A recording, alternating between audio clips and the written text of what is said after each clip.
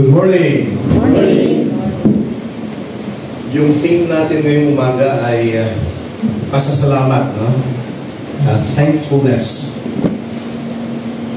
Pagka tayo ay mapasalamatin, mababago yung nagkakaroon ng mga balloons ng ating mundo, no? So, buksan natin ang ating Bibles in Psalm 103, verses 1 to 5.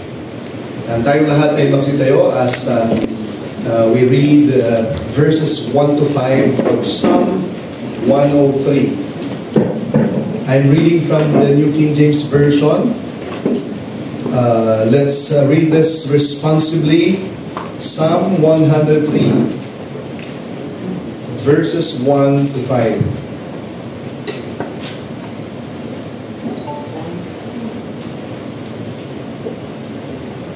I begin in verse 1. Bless the Lord, O my soul, and all that is within me, bless His holy name. Bless the Lord, O my soul, and forget not all His benefits. Who forgives all your iniquities, who heals all your diseases. Who redeems your life from destruction, who crowns you with kindness and tender mercies.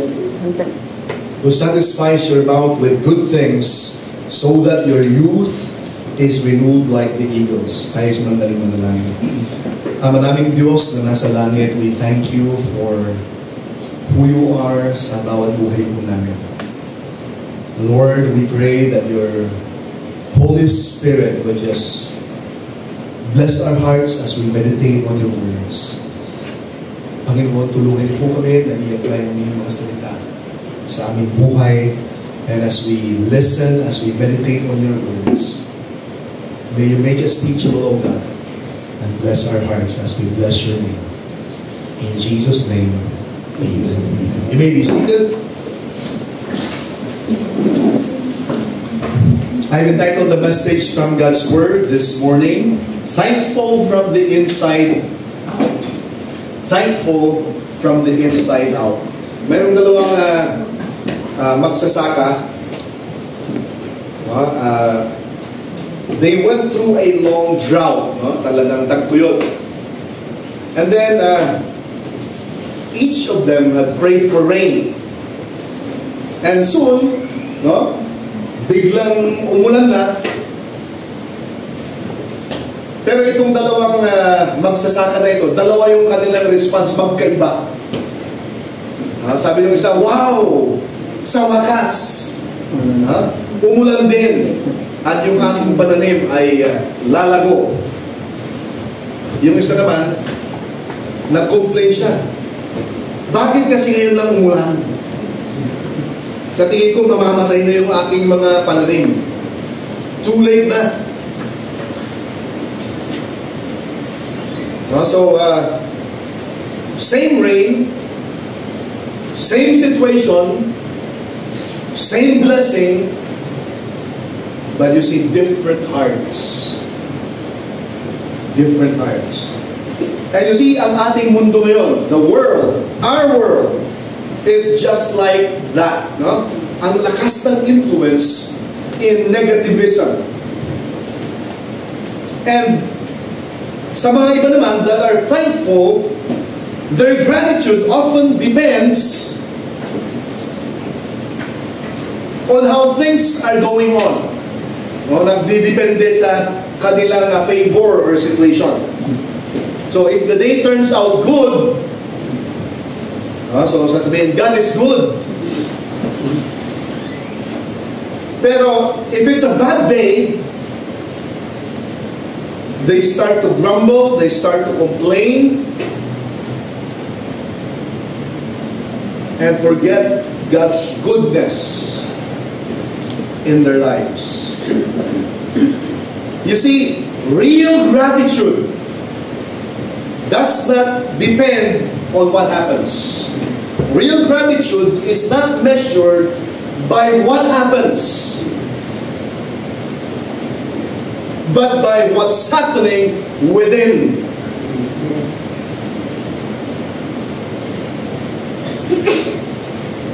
And you see, we live in a world that people, no, their gratitude is based on circumstances. So kapag if it does not go right, they're not thankful. If things go wrong, nandiyan yan. Karami nagko-complain, no? Kapag kaumulan, ano ba ito? Masama na naman ang panahon. Huh? But David here, the writer of Psalm 103, shows us something that is deeper. Huh? This is a kind of thankfulness, a gratitude that comes from within. And in this psalm, David is not thanking God because everything is easy. He was at this point in the darkest hour of his life. He may even be discouraged. But he's thanking God because he is good no matter what is going on in his life. So hindi niya sinabi, bless the Lord, all my lips. But it says, bless the Lord, O my soul, and all that is within me. Dahil ang totoong pasasalamat mula sa puso is not about what's happening around you.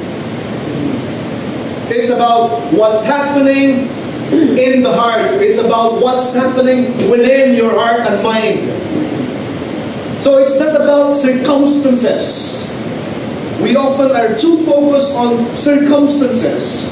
Makita lang natin yung mga mata, yung mga reaksyon nila. Huh? Parang apektado na tayo kaagad. But it's about the condition of your heart. And sometimes, we have to talk to our own soul. Soul. Huh? And when life is tough, when life drags us down, you have, or we have to speak to ourselves with the truth of God's Word. Sabi niya, soul, David, don't forget, soul, don't forget how God has been good to you. And dito, if we look at Psalm 103 and discover three truths about what it means to be thankful from the inside out. Number one, a thankful heart always remembers God's mercies. A thankful heart remembers the mercies of God. Sabi niya sa verse 2, bless the Lord, O my soul, and forget not all His benefits. So, David started preaching to himself. Kasi minsan, kailangan natin talagang turuan yung sarili natin. And most of the times, yung ating, ang sabi nila, inner talk is so powerful that it controls most of the times our mindset. No, kasi yung natural tendency natin, no, yung kung ano yung nakagawian na natin klase ng pag-iisip, yun na yung nagpupunto sa atin. The brain sends more waves than what comes in. And so we need to teach our minds. We need to sermonize our minds. And so he reminded himself, forget not all His benefits. In other words, no, dapat ang isang Kristiyano ma-overcome niya yung spiritual amnesia. At nakakalungkot, maraming mga Kristiyano, in their priorities, in their ambitions, in their plans, wala na ang Panginoon.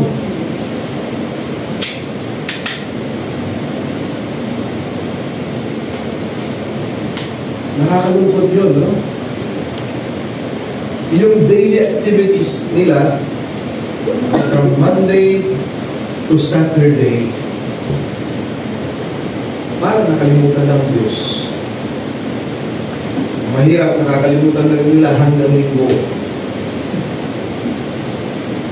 Forget not all His benefits. And so under this point, letter A, gratitude begins with remembrance. Forgetfulness kills thankfulness. When you forget what God has done for you, you will start complaining, grumbling about many things because you've been forgetting what He has done for you. So, kaya sabi ni David, don't forget, oh soul, don't forget. Remember. When you remember God's blessings, you will stop magnifying your burdens. The more you remember God's goodness, His mercies, the less room you will have for murmuring, grumbling, or complaining. Meron isang believer, no? He wrote every day in his journal lahat ng kanyang pasasalamat, at least 3. Kapag discourage niya, binabalik niya yung mga sinulat niya na-encourage siya, nakakatuwa. Ang naging namin pag papunta kaming Makati ay nagre-recite kami, at least nung pasasalamat, yun ang pamasahin namin papunta Makati. 3 bagay na nais mong ipagpasalamat sa Panginoon. Letter B, under this point, gratitude flows from the soul, not from things, not from stuffs or gadgets or whatever. No? All that is within, bless His holy name. So, gratitude is not born from abundance of things, but from the abundance of the soul, the heart, that knows the goodness of God. It means that true thankfulness does not depend on what we have.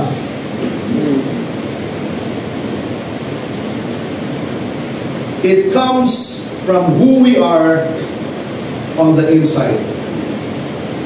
And so kapag it flows from our souls, yung ating pasasalamat, it is sincere, it is deep, it is constant. So, pagka alam natin, the response to God's goodness is not a reaction to circumstances. So, kahit na yung mga material things, you may be limited with those things, or kung matitindi yung pagsubok mo, you can always find a reason to thank God. Because gratitude is rooted in the purposes of God, not in possessions. So, kung nagdidepende lang sa circumstances or sa kung anong meron ka, mababaw at temporal lang yun. It fades when the blessings become fewer, or when life seems unfair. Kaya yung iba, parang nag-iisip na sila, nakukompare na lang sila sa iba. Bakit si Juan? Parang pinapagpala. Diba? Bakit? Sana, gano'n din ako. Kristyano din naman ako eh. Bakit si ganito pa natin yung parang pinapagpala ng Panginoon? Ako parang nag-mumulong na lang sa isa. Diba? When gratitude comes from material things, it fades. But when it flows from the heart, it's peace. So real gratitude does not come from what fills your hands, but from what fills your heart.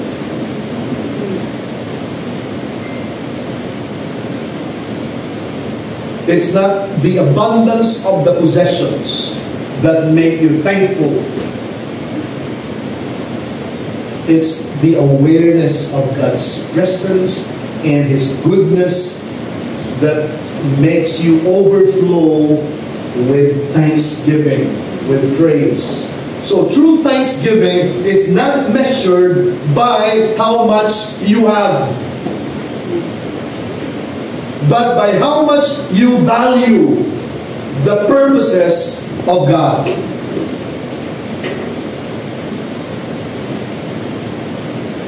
So gratitude does not depend on what's on your hand, it depends on what's in your heart. Kaya, ano kaya kung tatanggalin lahat ng mga material blessings mo? No? Ang galing ng Panginoon lahat, would you still find Him? Masulugan ka, wala lahat, would you still be thankful? Sasabihin mo ba, wow, nasunog lahat. Nakita ko yung pinakamalaking bonfire. Wala na akong, hindi na ako may stress sa dami ng mga gamit ko. Kaya salamat sa Panginoon. Letter C, under this point, gratitude restores your perspective. Gratitude restores your perspective.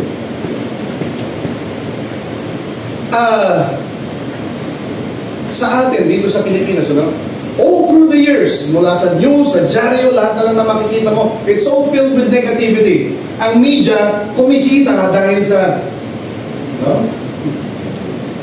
Kuya Bunda.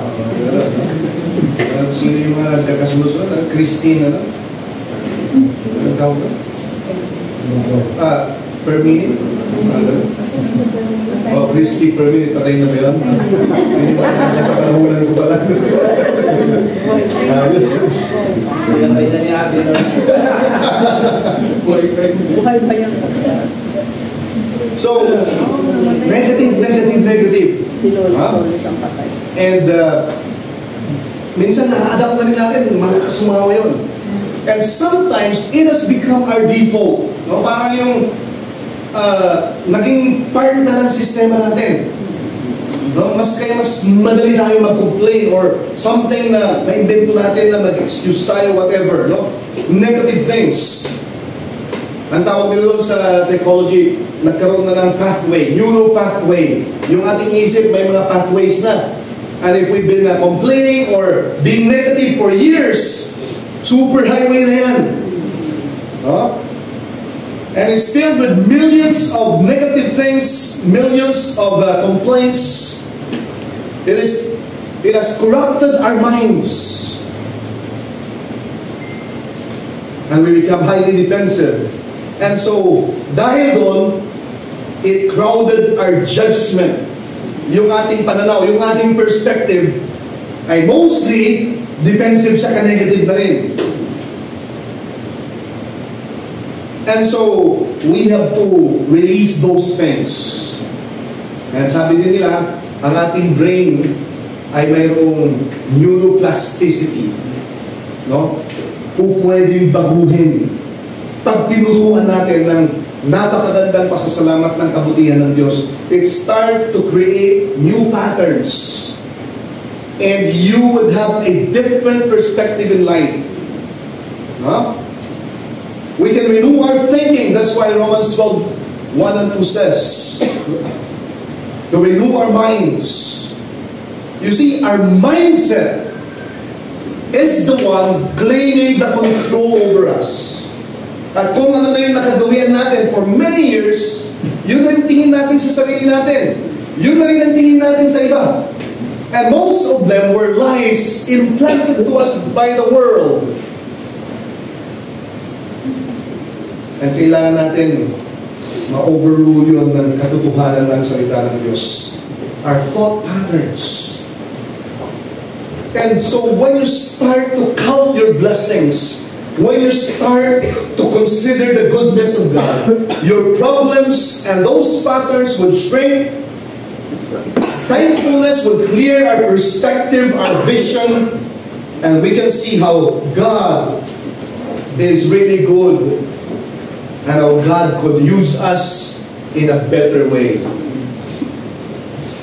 And gratitude does not always change our situation, but it changes our perspective, our attitude towards everything. So yung pasasalamat, it does not change the storm. It reminds us who is the one in control, who is the one in it, and say, thank you, Lord. Because it becomes a declaration that God is still the one in control. And God may not change your situation, but He will always change your attitude. You may still be in the same problem, in the same valley, but gratitude changes how you look at things, how you walk through it. You may still face the same difficulties, but gratitude changes how you see it. It may not remove the mountain in front of you, but it will remove the heaviness inside. So, it shifts the attitude. It transforms complaining into contentment. Yung mga worries natin, it becomes worship to the Lord. Yung mga pressures, nagkakaroon ka ng peace. And it may not make life easier, but it makes us stronger. Dahil kapag ka nag-start ka na, napasalamatan ang Panginoon. In spite of what's around, your perspective lifts above what is against you. It does not deny the problem, but it declares God's presence. And His power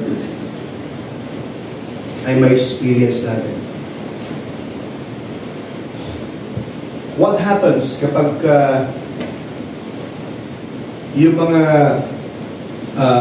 complaints natin, we turn it into praises to the Lord? Ano kaya mangyayari? A thankful heart remembers God's mercies, but it does not stop there. It also recognizes how God's mercy keeps working every single day. And that leads us to number 2. A thankful heart recognizes God's mercy in action. Now, sabi niya, who forgives all your iniquities, who heals all your diseases, who redeems your life from destruction. So, sinusulat na ni David, yung mga benefits, things that God has done in his life. So these are not material things. These are spiritual things. He says, God forgives, God heals, God redeems. So he's thanking God not just for what He gives, but for what He does. So unang-una dito, letter A is He forgives your sins. Para sa akin, I believe with all my heart that forgiveness is the greatest blessing of all. Forgiveness is the greatest blessing of all. Kasi kapag ang Panginoon pinatawad ka, He overlooks your transgressions.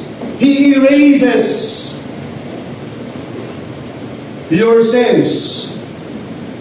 And alam natin yung naging sitwasyon ni David.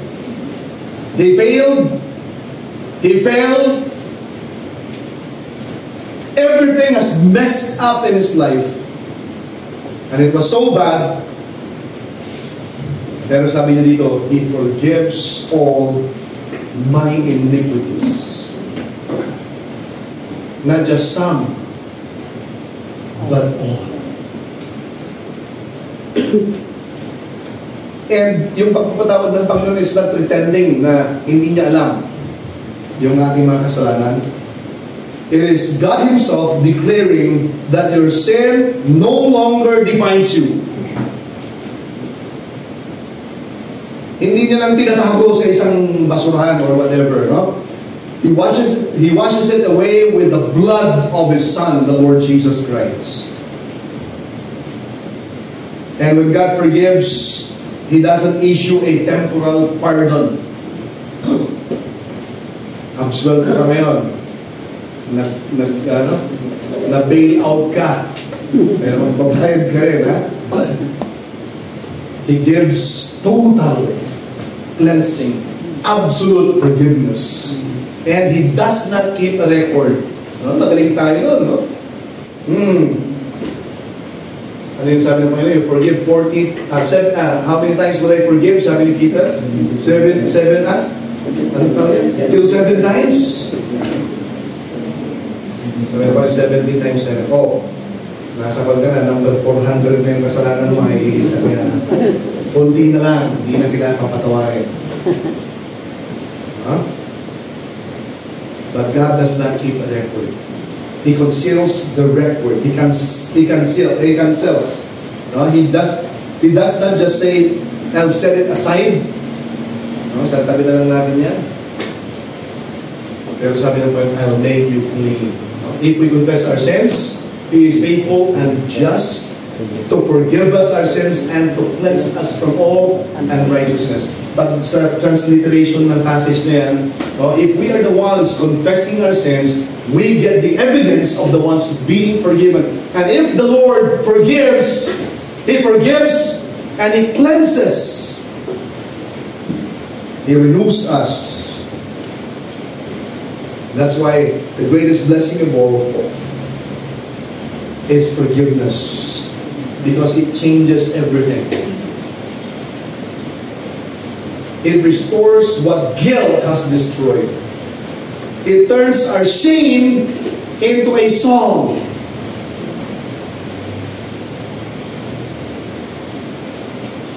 It reconciles us to God. It frees us from the past. So when God forgives you, your past is no longer a prison. It becomes a testimony. Nilinis ng Panginoon. The chains were gone. And your soul can finally be free. And so, a believer, a Christian, should not live in the condemnation of the past. Why? Dahil ang Panginoon, sabi niya, your sins were paid in full. Fully paid. Wala ka ng utang. You're forgiven. And so, yung pasasalamat, no? It grows in the soil of grace. Kapag na-meditate natin yung grace ng Panginoon. Isa sa mga bisyo ko ngayon ay umaga, I sing about the grace of God. No? It's deeper. It's higher. It's wider. It's deeper. It's stronger than anything my heart can. My eyes hurts here. You become more thankful. You're amazed. Have you become so used to grace that you've forgotten how amazing it is? No? Are you still amazed every day? If God had displayed your past sins on a screen for everyone, makakatayo ba tayo dito? No? But thank God, His forgiveness covers every stain. He erased your past. Of course, marami tayong natutunan doon. So huwag natin isulat ulit yung or balik-balikan pa that leads us to pity ourselves but rejoice in the grace of God. And then sabi niya dito, He heals all your diseases.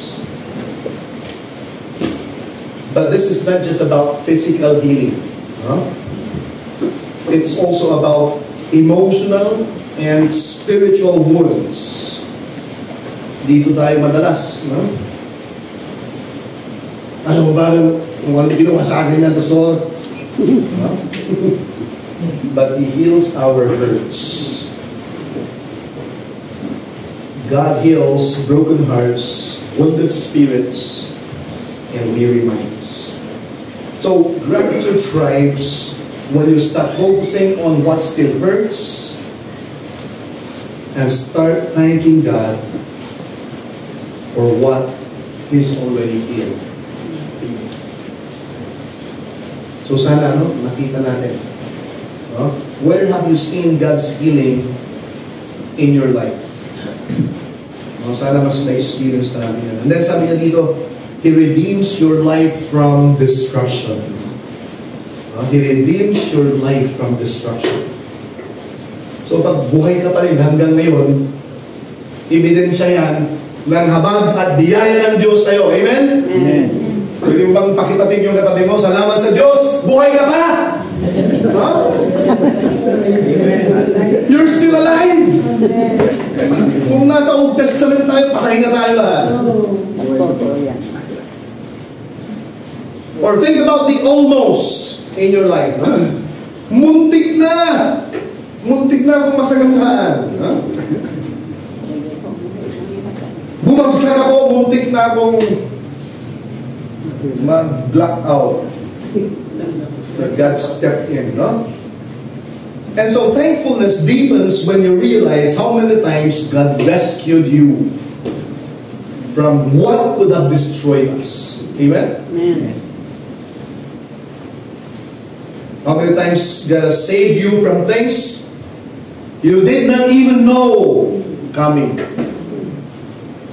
No, kaya mayroon kayong ano tawag nila dyan? Guardian angel. No? Ministering spirits according to the author of the book of Hebrews. No, mayroong anghel na gumagwardya sa'yo. No?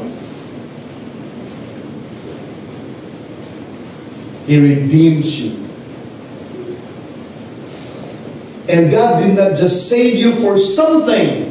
He saved you, or God did not just save you from something, He saved you for something. Kaya buhay ka pa. May mission ka pa sa buhay mo. May purpose pa, may layunin ng Diyos sa buhay mo. No? And it's up to you to follow the purposes of God because you're still alive. And that's why David continues, He crowns you with loving kindness and tender mercies. That brings us to the last point. A thankful heart rejoices in God's continual goodness. Amen? Amen. God's continual goodness. Sabi niya, He crowns you with loving kindness and tender mercies, who satisfies your mouth with good things, and your youth, or so that your youth is renewed like the eagles. So a thankful heart does not wait for good times to give thanks. It sees God's goodness at all times. Amen? See God's goodness in all times. So yung mercy, yung biyaya ng Diyos, hindi siya seasonal. No? Kung sa avocado, no? Lang bandang March, April, May, mag-harvest ka ng June. No? Pero yung kabutihan ng Diyos, it's not seasonal at all. It's continuous. It keeps on flowing, overflowing, even through the storms of life. And a thankful heart rejoices not because everything is perfect, but because God is faithful.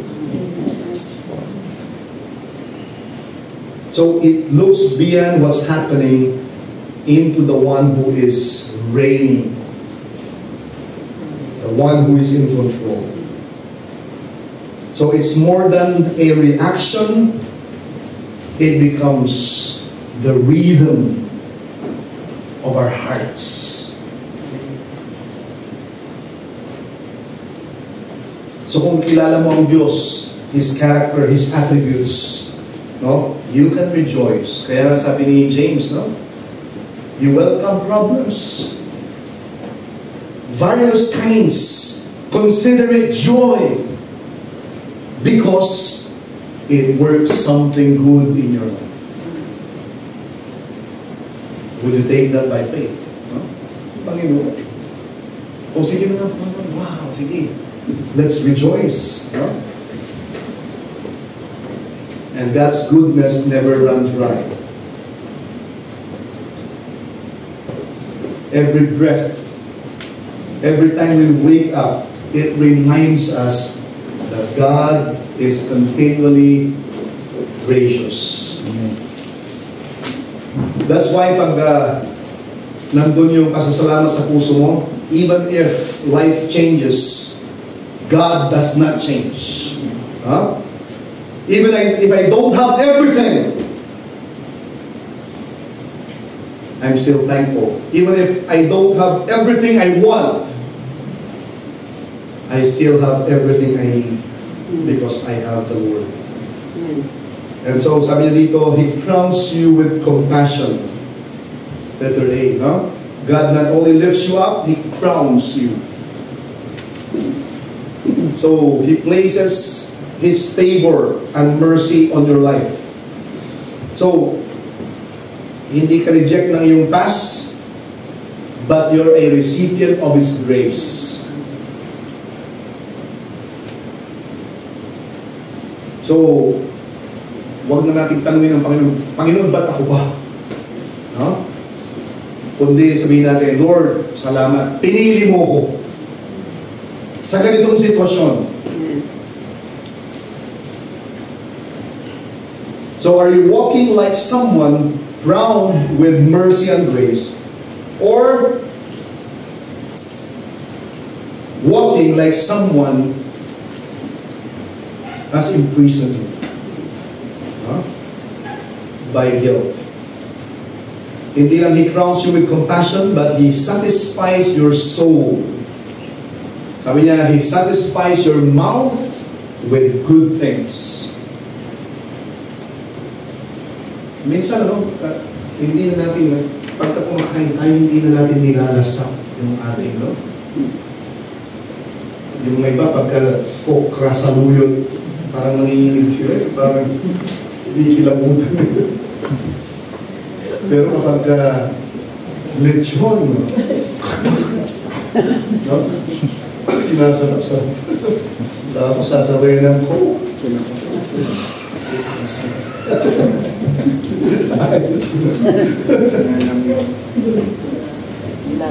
No?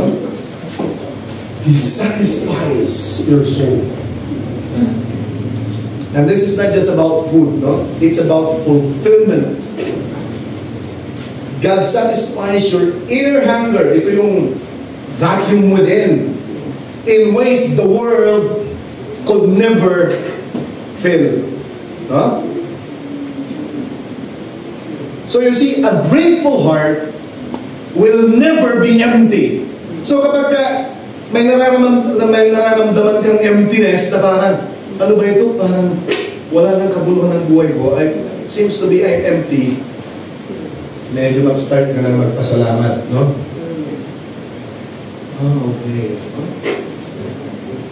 You start being thankful for the goodness of God. True thankfulness begins when you stop chasing what the world promises, but start enjoying what God provides. Amen? No? So are you feeding your soul with God's goodness, or are you starving it with worldly emptiness? And then sabi niya, He renews your youth like the eagles. And simply, He renews your strength. He renews your strength. You see, kapag totoong buong puso kang nagtitiwala sa Diyos, of course, yung timing ng Panginoon, medyo na-stretch ka, no?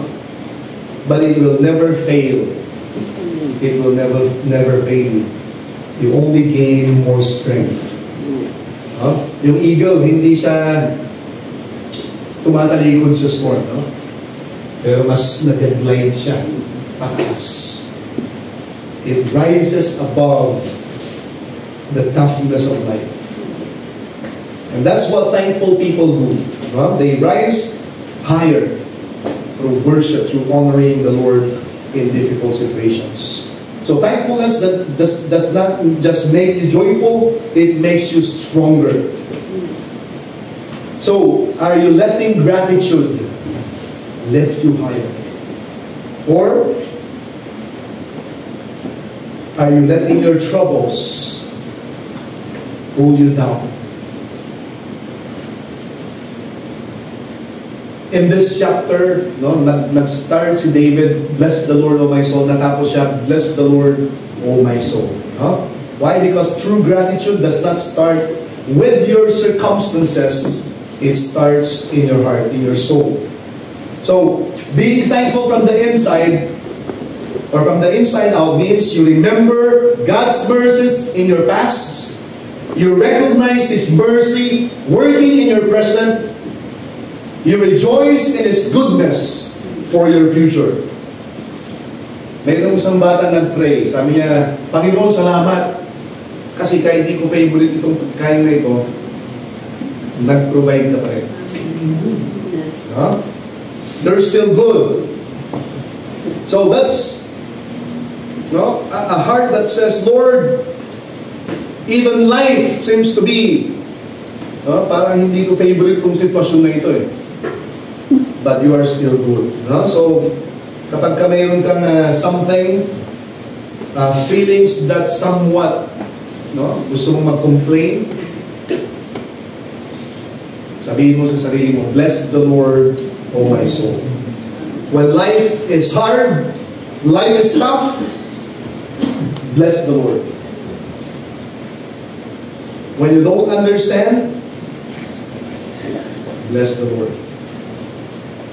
Because gratitude that comes from the inside out does not depend on what's happening.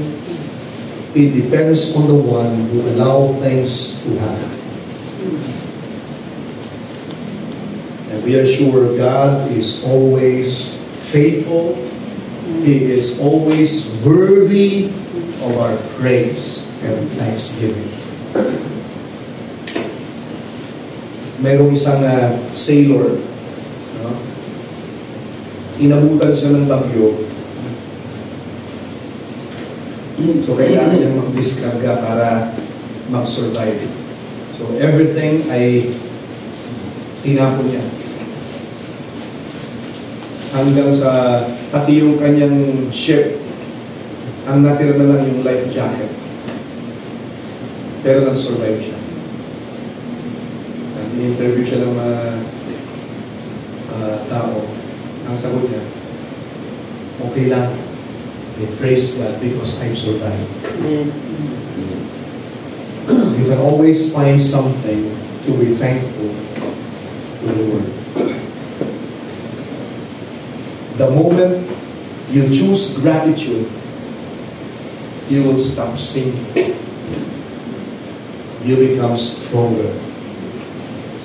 And gratitude does not always change your situation. It will always change your attitude. You become a blessing. It encourages your heart when somewhat you feel so heavy. It opens your eyes to God's goodness, even in losses. And when you choose gratitude, you don't just survive the storm. You become resilient. You become an overcomer. If you would look at your life, kahit nasa isang linggo, in the past week, anong mas marami? Yung worries mo? Yung complaints? Yung excuses? O yung papulis mo? I hope that we would continue to practice that kind of attitude. Grateful from the inside. Tayo manalangin. Panginoon namin Diyos, thank you for reminding us from your words. Lord, help us not to be like the world who always finds something that is negative. God, help us to be thankful, praising you at all times. Forgive us, Lord, for allowing the world to influence us with their lives, with the negative attitude that they have, because they have no hope. And it's just that natural for them. Pero kami ng mga anak ninyo, Panginoon, we thank you that you have chosen us. We are born again through your power. We live this new life. And help us to walk in the attitude of the new life. Help us to walk in which the Spirit produces in us a kind of attitude that is heavenly. Panginoon, patuloy na pagpalain niyo po ang bawat anak ninyo. Lord, we pray that you would change our perspective. Help us, Lord, to see your purposes. Yung mga layunin ninyo, Panginoon, why things are happening. Teach us to trust you because you are faithful. Pagpalain niyo po ang bawat isa, and maybe that we would find these words na kung saan nai-apply po natin. In Jesus' name, amen. Good morning, and God bless everyone.